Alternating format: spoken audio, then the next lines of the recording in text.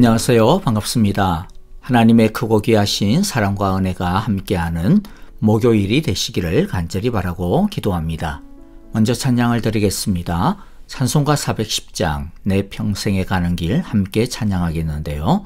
주님 안에 있기 때문에, 주님이 우리를 위해 싸워주시기 때문에 큰 풍파로 인하여서 어렵고 무서울지라도 우리는 평안할 수 있습니다. 함께 찬양하겠습니다.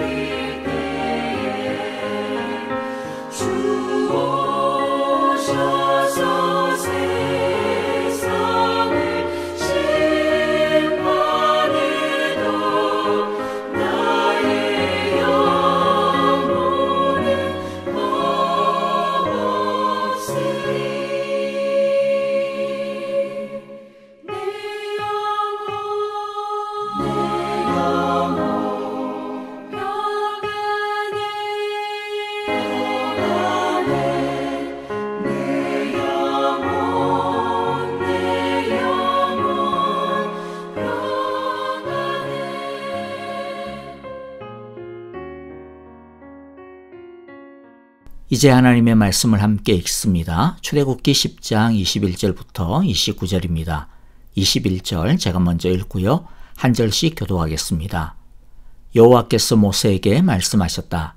너는 하늘로 팔을 내밀으라. 그러면 손으로 더듬어야 다닐 만큼 짙은 어둠이 이집트 땅을 덮을 것이다. 모세가 하늘에다 그의 팔을 내미니 이집트 온 땅에 사흘 동안 짙은 어둠이 내렸다. 사흘 동안 사람들은 서로 볼 수도 없었고 제자리를 뜰 수도 없었다. 그러나 이스라엘 자손이 사는 곳에는 어디에나 빛이 있었다. 바로가 모세를 불러들여서 말하였다. 너희는 가서 여호와께 예배하여라. 그러나 너희의 양과 소는 남겨두고 너희의 아이들만 데리고 가야 한다. 모세가 대답하였다. 임금님도 우리의 하나님 여호와께 바칠 희생 제물과 번제물을 우리에게 더 보태주셔야 합니다. 우리는 우리의 집 짐승을 한 마리도 남겨두지 않고 다 몰고 가겠습니다. 우리는 그것들 가운데서 우리의 하나님 여호와께 바칠 제물을 택할 것입니다. 그러나 우리가 거기에 다다를 때까지는 우리가 어떤 것을 바쳐야 할지를 알 수 없습니다. 여호와께서 바로가 고집을 부리도록 하셨으므로 바로는 여전히 그들을 내보내지 않았다. 바로가 모세에게 소리쳤다. 어서 내 앞에서 썩 물러가거라. 다시는 내 앞에 얼씬도 하지 말아라.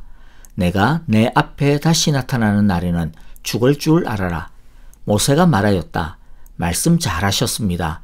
나도 다시는 임금님 앞에 나타나지 않겠습니다. 아멘. 오늘의 말씀을 통해서 우리가 받아야 할 교훈을 마음에 간직하기를 원합니다.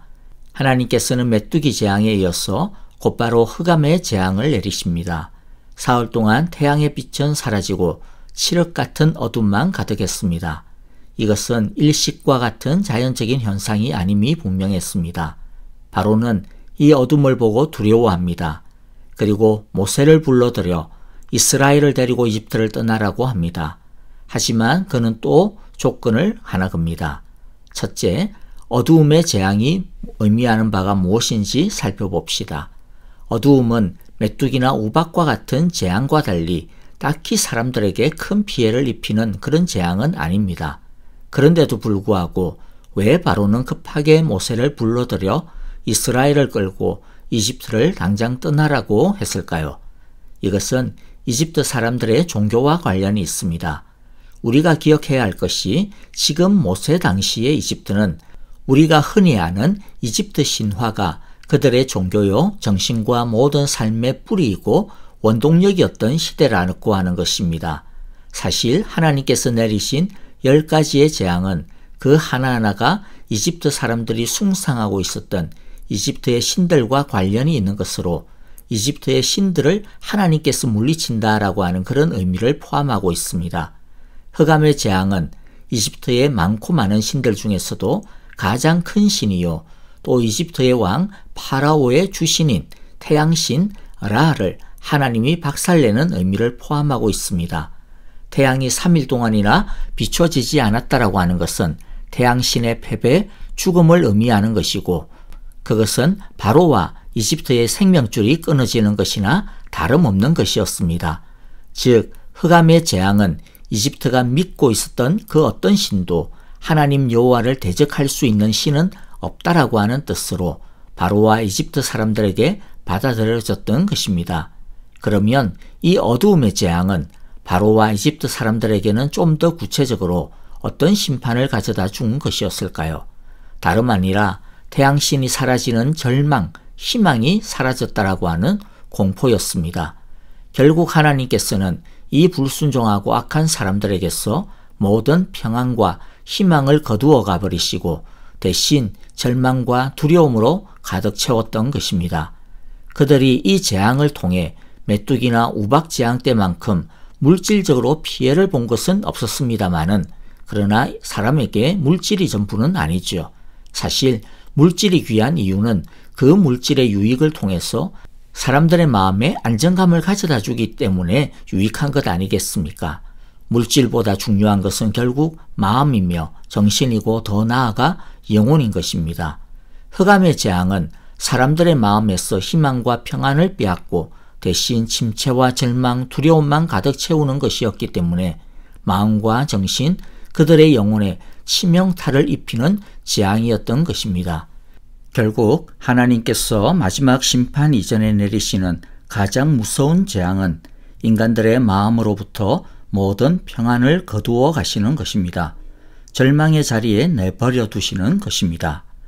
두 번째, 이집트 사람들에게는 암흑이 가득했지만 이스라엘 사람들이 살고 있었던 지역은 밝음이 여전했습니다. 이스라엘이 살고 있었던 그 땅에 흑암이 없이 밝은 태양이 환하게 비추고 있었던 이유가 무엇입니까? 이스라엘이 이집트보다 나은 점이 있어서가 아닙니다. 이들이 더 어려워서가 아닙니다. 하나님께서 이들을 다스리시는 왕이시기 때문입니다. 하나님이 이스라엘과 함께 계시고 그곳에 하나님의 말씀이 역사하기 때문에 밝음이 있는 것입니다.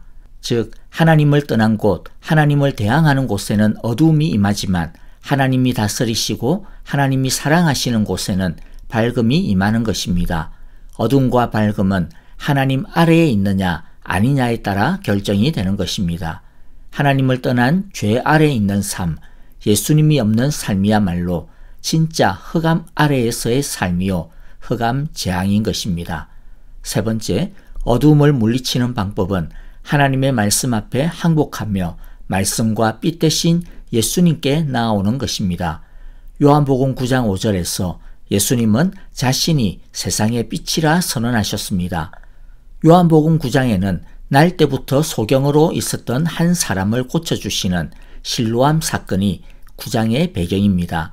이 선천적인 소경은 우리들의 모습을 상징적으로 보여줍니다. 우리들은 날 때부터 영적 소경입니다.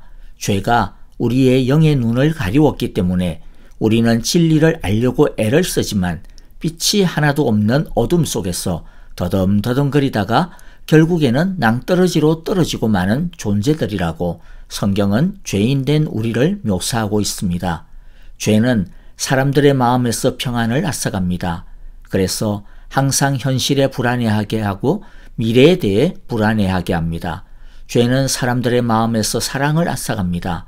그래서 항상 경쟁 아래에 살게 하고 자기 중심적으로 살게 하고 자신을 제대로 사랑하지 못하게 하여 우울에 빠지게 합니다. 죄는 사람들의 마음에서 희망을 앗아갑니다. 그래서 무엇이든 많이 모으려 하고 이루려는 갈증에 빠지게 만듭니다. 세상의 것으로 희망을 붙잡으려고 하지만은 그러나 이 세상의 것이 얼마나 허무하고 매겁고 아무 힘이 없는 것인지 우리는 너무 잘 압니다.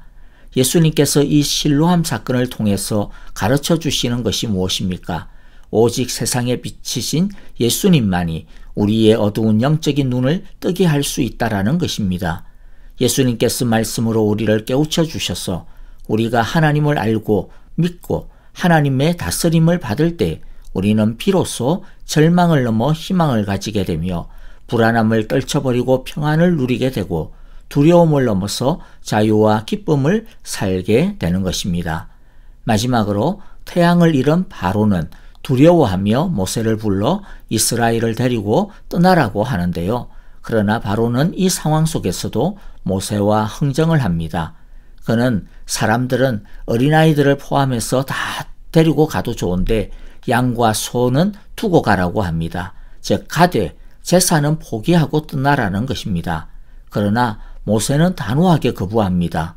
왜 거부합니까? 제사에 탐이 나서가 아닙니다. 왜입니까? 우리가 가진 모든 것은 전부 하나님의 소유이기 때문에 우리 마음대로 이렇게 저렇게 할 수 없기 때문입니다. 바로는 지금 제사는 내 것이라고 주장하고 있는 것입니다.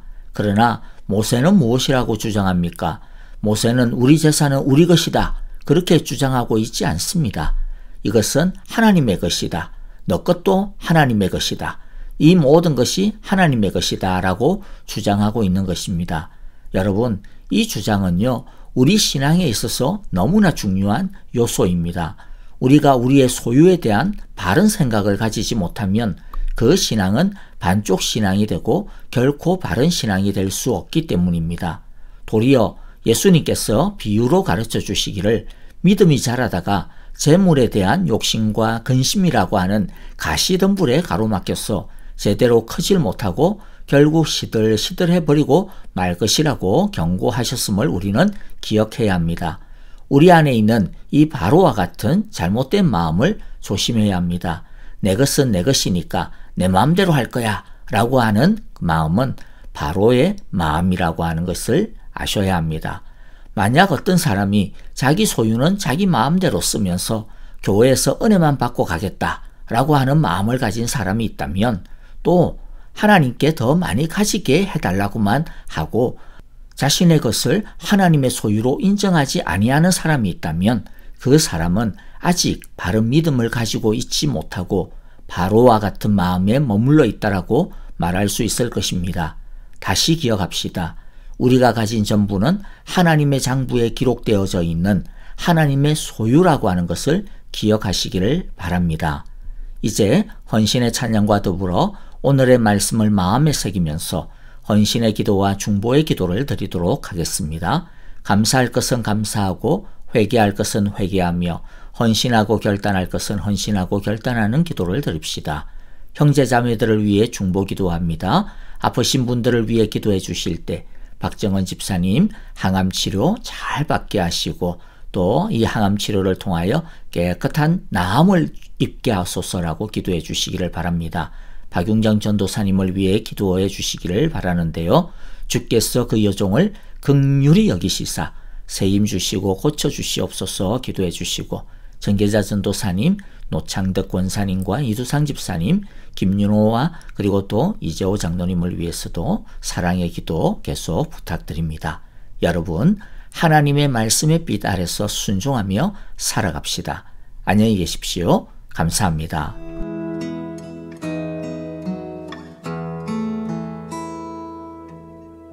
빛 되신 주 어둠 가운데 비추사 내 눈 보게 하셨네.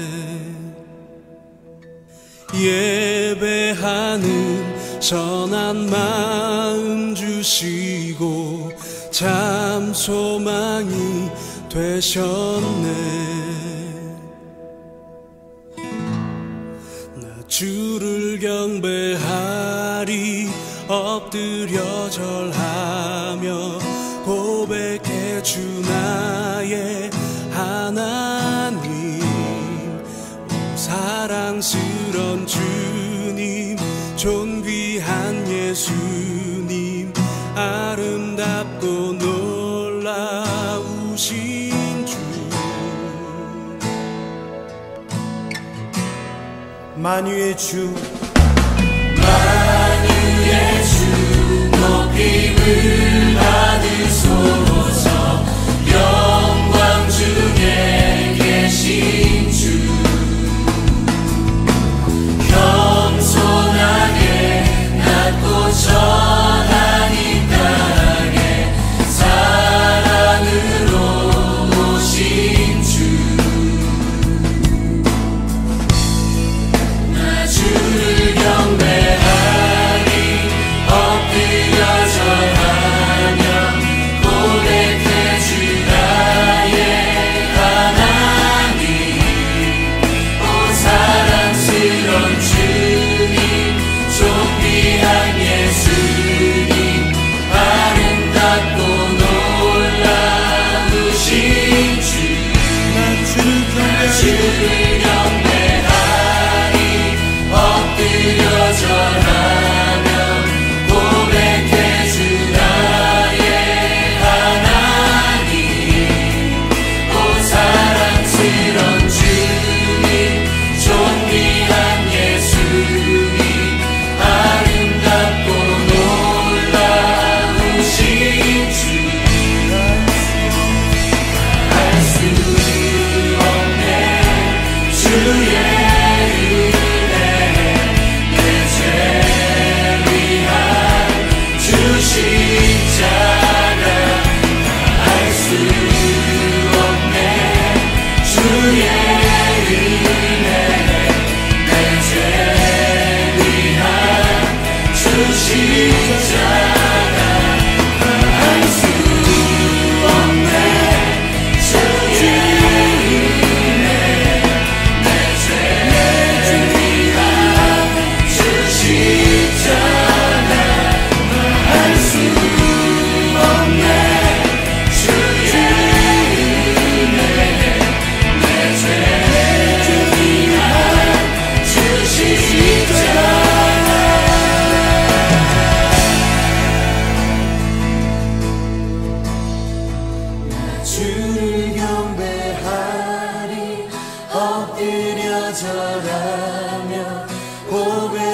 주 나의 하나님 사랑스런 주님 존귀한 예수님 아름답고 놀라우신 주